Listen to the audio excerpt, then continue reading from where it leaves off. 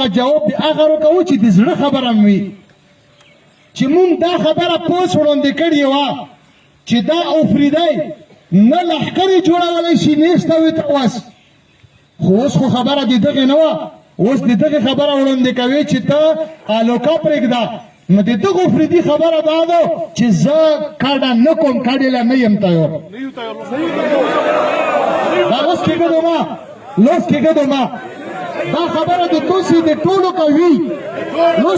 لوس منو خو خیر دی توسې تکلیف وکړو دا د ټولو عوامو خبره ده دا د توسې د زنانو خبره هم ده دا د توسې د ماشومانو خبره هم ده دا د توسې د بوډاګانو خبره هم ده که د هغې باوجود د ده د ما سره څوک ظلم کوي هغه ظلم له ظلم یایو که نه ورته ووایو مونږ ټول میډیا دا خبره څرګندول غواړو چې ګوره دا افریدی نور په خپل ځان ظلم برداشت کول نه غواړي د دغه د وس نه دا کار وتلی دی د دغه حیا و عزت لوټ کېږي او لوټ شوی دی